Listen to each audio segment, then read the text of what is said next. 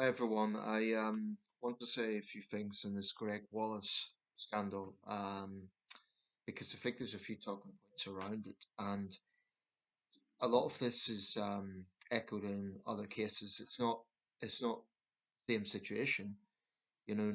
No two cases are exactly alike, but I think of the allegations against Russell Brand last year. I think of the posthumous allegations against Mohammed Al Fayed. I think of the situation with Conor McGregor and now Gregg Wallace, and I'm sure there's other examples, but that's four prominent men, one of them deceased, who've been accused of various allegations over the last year.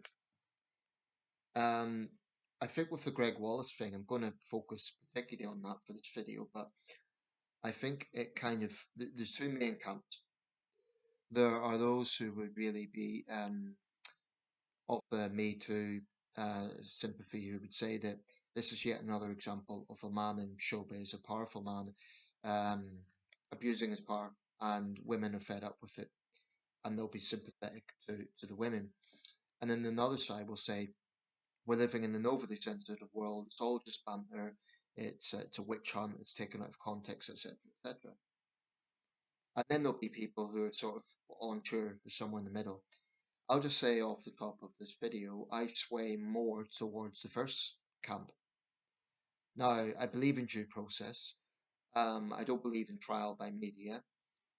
Um, so I don't know if Gregg Wallace is guilty of the more serious accusations or not.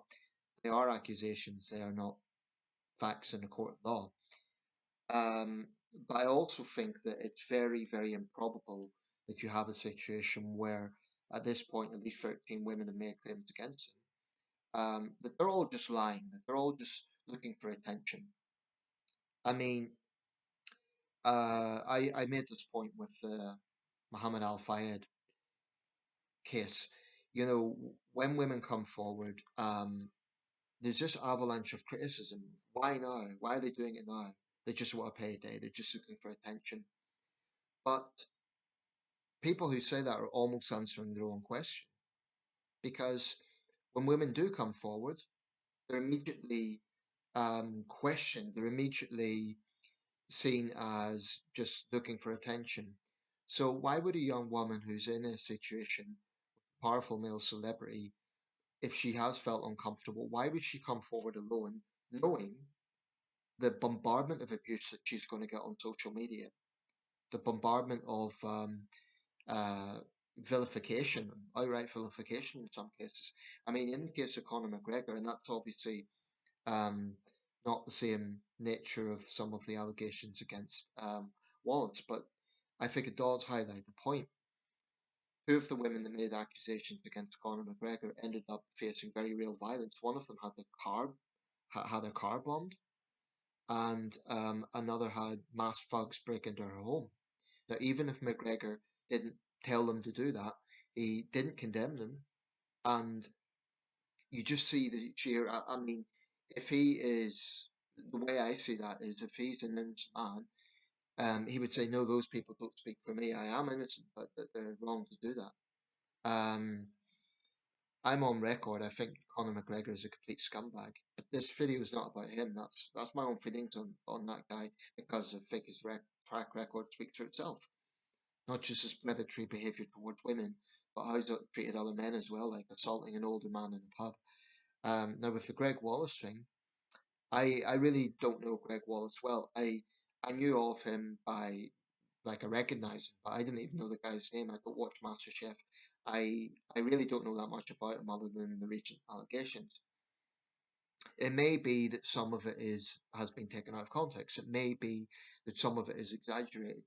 Um, but I just think it's improbable that you have over a dozen women all making accusations. I mean, these are, in some cases, they're celebrity women themselves, so it's not like they need the money. It's not like they need the attention. And why do women do it together? Because there is an empowerment, I think, when you start to see others have been through a similar experience. I'm going to read out a piece from the Sun. Now, there is an inherent thing there, and I will address that. people will say, and I agree, well, it's fine for the Sun to jump on this. This was the paper that, until fairly recently, was showing topless teenage girls, like 19-year-old girls. Some of them were 18, actually. Technically adults, yes, but it's a bit rich for the Sun and other tabloids to be jumping on Wallace, so they're a bit hypocritical.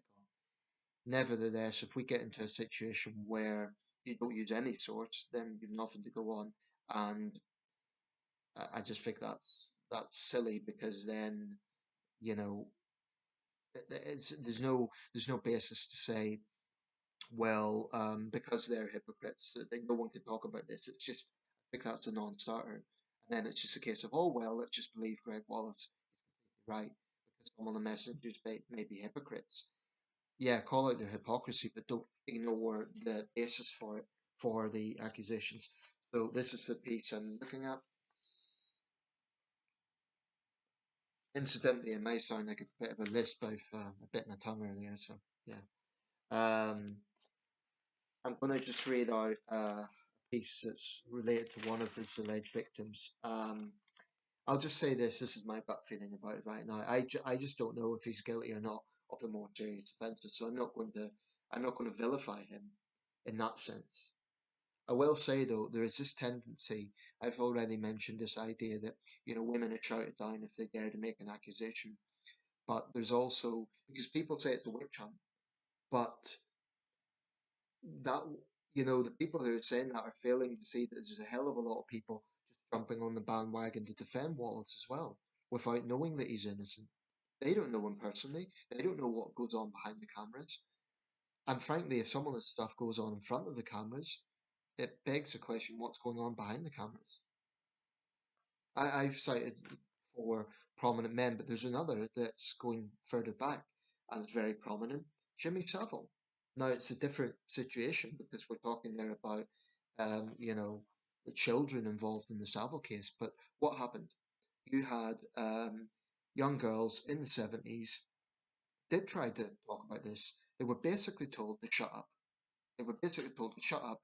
They're just seeking attention. They're troublemakers. Oh, good Mr. Savile, he raises a lot for charity. He's good for ratings. I would not at all be surprised if there's some elements of that going on here, because I don't think we can underestimate the ruthlessness of a business model in television where ratings is everything. And with that, I don't think you can underestimate the bosses of a network, whether it be the BBC, whether it be ITV, you name it, where they will put ratings before standards. I don't think we can underplay that. Anyway, without further ado, I'm going to read this out. I don't know if I read the whole thing or not. I'm thinking about time in the video. And one more thing before I get into this. Banter. We hear this all the time. It's just banter. But there's another thing there. Even if Wallace is not guilty of the more serious allegations, and he may not be, but even if that's the case, um, even if this man is only guilty of telling bad jokes, that, there's no criminal offence in that. But I think it should still be a message. Humor is subjective, right? So people saying it's just banter, they should laugh it off or something. It's this arrogant idea. Why should they? Why should women be obliged to laugh at sleazy jokes of a male presenter? Maybe it's a question of Gregg Wallace not knowing when to shut up. Maybe he should stop running his mouth so much. Why not consider that? Why is it always in these situations focus put on the woman? Like, oh, she's stuck up or she doesn't have a sense of humor. I mean, I'm a man and I wouldn't particularly like that sense of humor. I have my own taste in humor, but if I'm in a room and someone's cracking sleazy sexual innuendo and they just go on and on and on, like to use a stereotype, like a pub bore, it would just be tiring. It would just be like seriously, just people talk about banter, but there is such a thing as just not knowing when to shut up, and that's my gut feeling. Without saying he's guilty, my gut feeling is Gregg Wallace comes across as someone who just doesn't know when to shut up. Um, and I don't believe that all 13 women are lying. I just, that's my gut feeling. I just don't think they are. Okay, so This report's by Michael Hamilton and Sam Creed. Shocked Emma Phillips Jennings has refused to watch MasterChef since vile judge Gregg Wallace thrusts his groin in their face as she cooked. I'm interrupting my reading here. That's a lot more than a bad joke. Thrusting his groin in their face? That could be, depending on exactly how that went down, that could be sexual assault. The mum of two, who was a contestant in 2009, told The Sun how Wallace also made crude sexual joke. Second allegation of BBC presenter Wallace harassing show contestants at their ovens. I should say, by the way, this newspaper is from December the 4th. It's already 3 days old. More allegations have come out since then. Um, yeah, Wallace harassing show contestants at their ovens after we reported that he groped a woman as she prepared a dish. Meanwhile, a young staffer on the show was understood to have complained after Wallace allegedly held her head and thrust his body towards her, the Daily Telegraph report. Young staffer. What power do you think a young staffer has against, guy who's on primetime television as a presenter? Beauty therapist Emma, 42, was preparing a stuffed trout dish when she claims Wallace made his crude gestures. Clips from the episode she appeared on right before being voted off shows her wafting steam from her oven as she crouched in front of it. So the lying oven, that's the point. Emma Lane, 29, said, Greg asked me how I learned to cook and was it from my mother? I said, no, because my mum's Jewish lived on the kibbutz where you have very set jobs, and my dad was the chef on a family. I said she hadn't even seen raw meat until she met my father. As soon as I said that, Greg then said, yeah, and he then showed her his meat. Yeah, some people find that funny. I just think it's, a bad joke isn't a criminal offence, and it shouldn't be. But I think that shows what sort of humour the guy has. It's just an indicator, right? Um, he then thrusts his groin towards me 3 times as I crouched down at the oven. That's a lot more serious. That's actually a physical thing. It's not just a bad joke. It's a physical thing. It was a low oven, so it meant he was near my face. I was completely taken aback. I was so shocked because he should not have been talking like that, and no one said anything to him or pulled him up about it. He approached with the camera crew, but no one said anything. I was gobsmacked and found it unprofessional and disgusting. He had no shame. I found it dismissive and degrading, and he was imitating my father, really thrusting at me. No one wants to think of the father in that way. I mean, that's just. Would anyone reasonably say that she doesn't have a sense of humour? I would say any normal person would react the way she did. I was telling them something about my family and background. He was totally dismissive of it. This was filmed but not used. I was young at the time and naive, and this was a big moment in my life, and he ruined it. I was furious when he made those comments. He was vile. I was not of a certain age at that time. I might have experienced banter like that if I'd appeared on Little Britain, but not on a cooking show. I haven't watched an episode of MasterChef since. I can't believe it's taken so long for stuff to come out. I've been telling my friends about him for years, and I've had loads of messages since the scandal broke saying I was right. Emma, who runs a wellness business, has made it through to the final.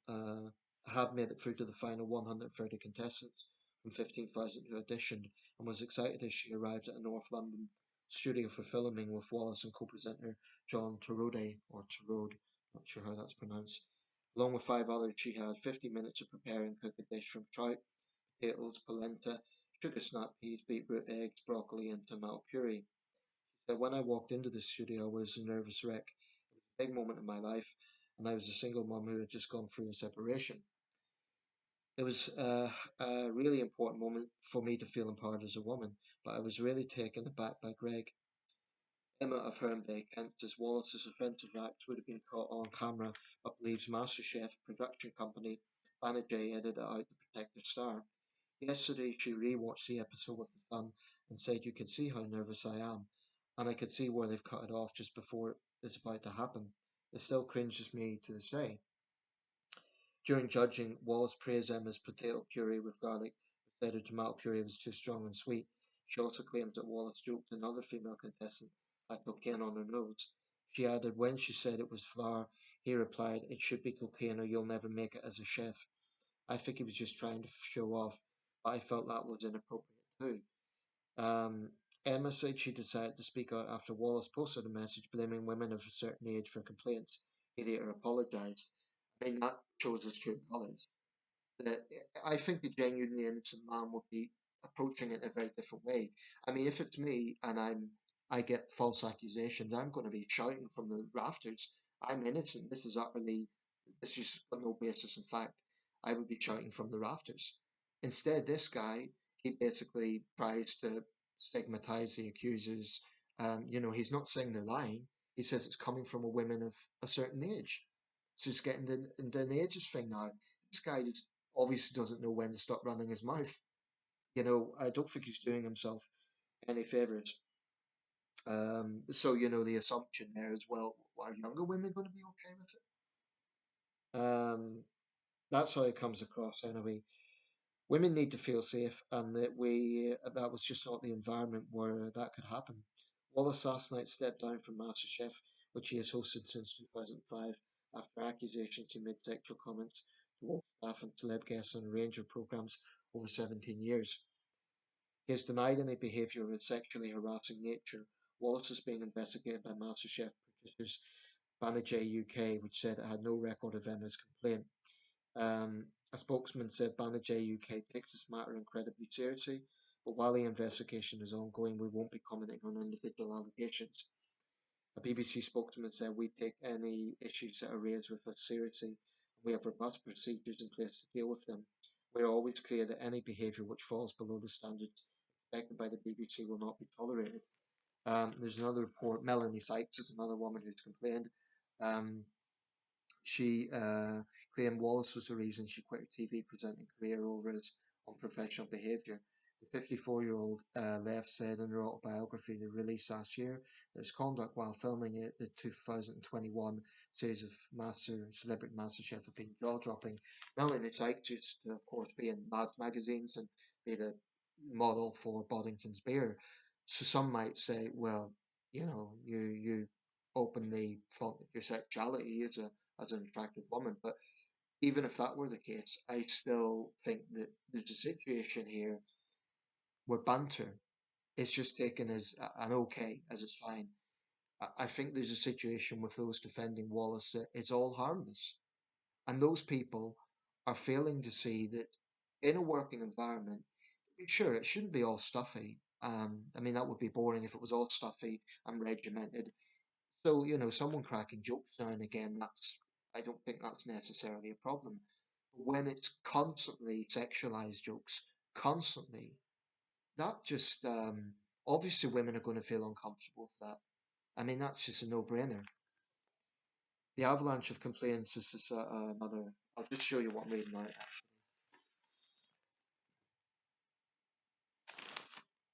And I'll just wrap up with this. The avalanche of complaints against Gregg Wallace continued last night as the BBC revealed three more women have made allegations about him. One worked on Babe show Eat Well for Less with Wallace in 2015 when she said he touched her inappropriately. Lisa, not her real name, said he brushed past me to check out and touched my bum with his waist and penis and laughed and said, "Oh, you liked that, didn't you?" I mean, that's basically, it's physical contact. It's a lot more than a joke.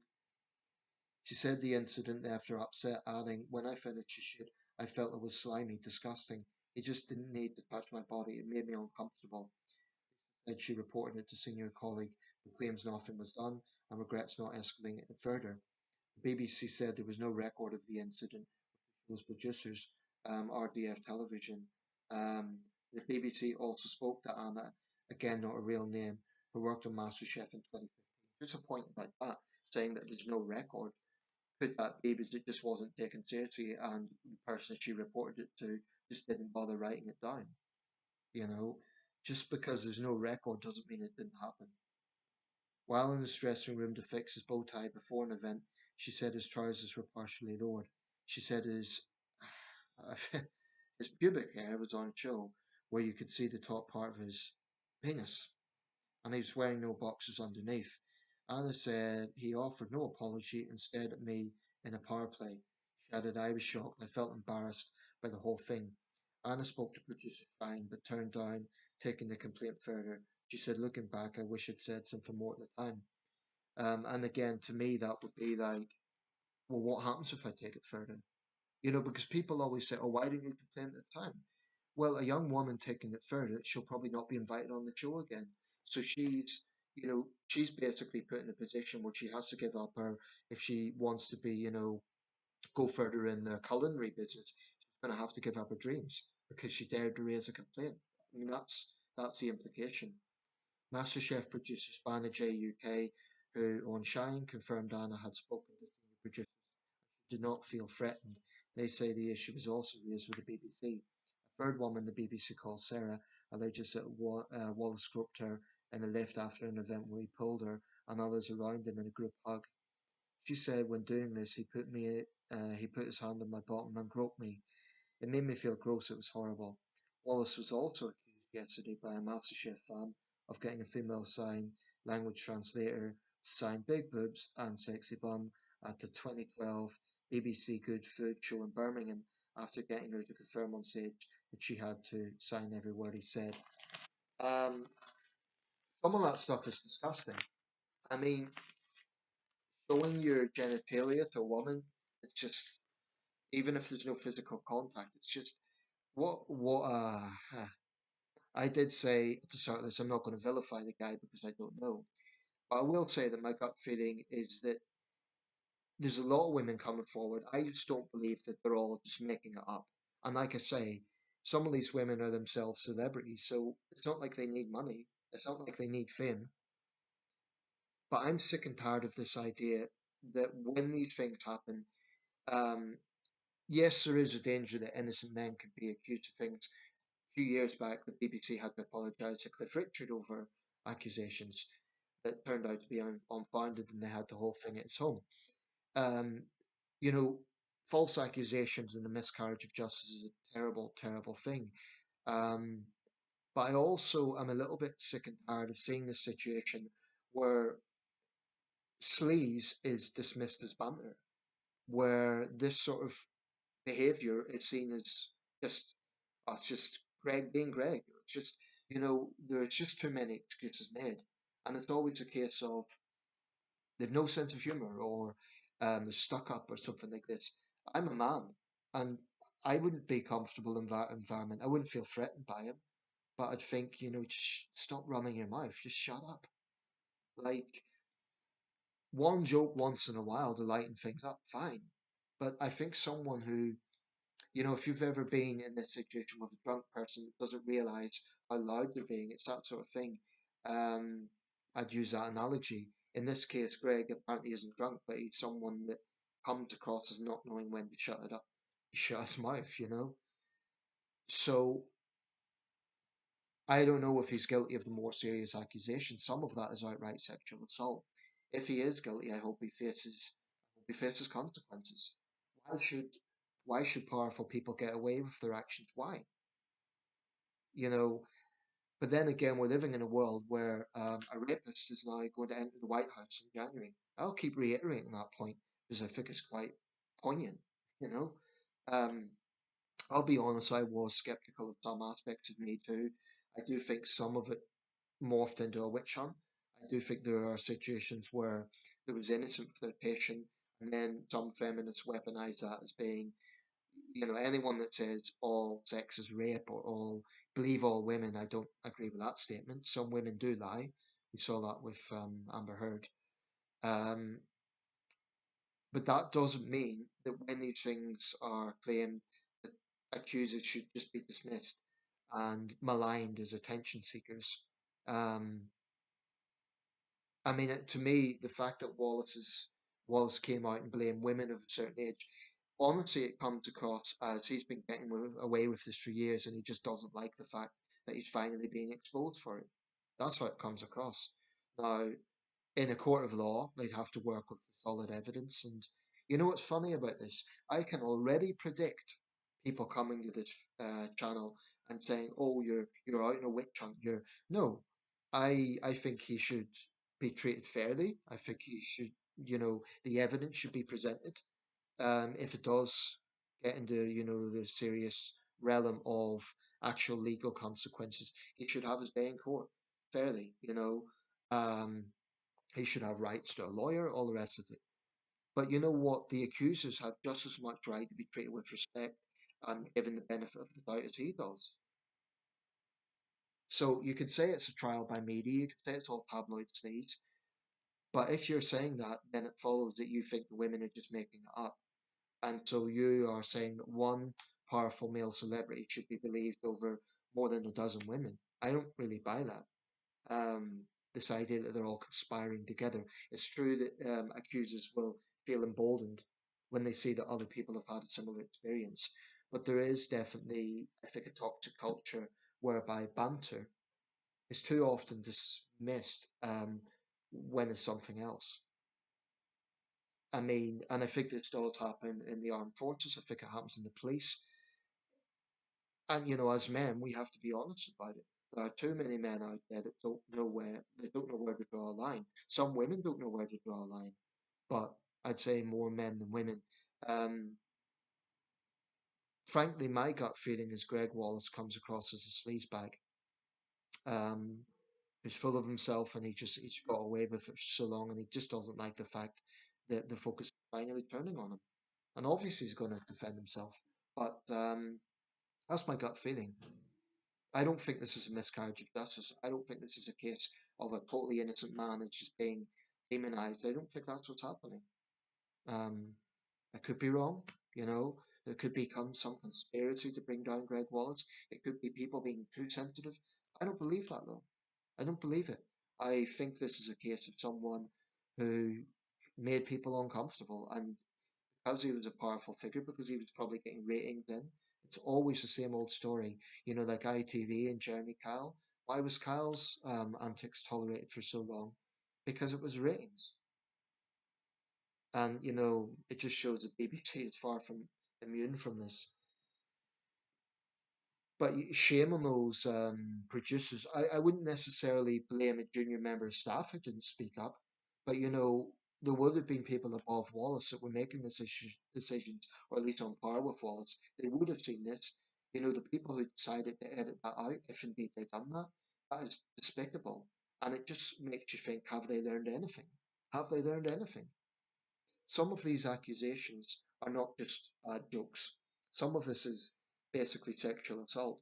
I mean, thrusting your groin in a woman's face, um, rubbing yourself up against a woman, that's sexual assault. If some rough-looking guy done that in the London Underground, he would be called out for it, or no one would be defending him. Why the hell does Gregg Wallace get a free pass? That's what I'd like to know. That's my challenge to people defending him.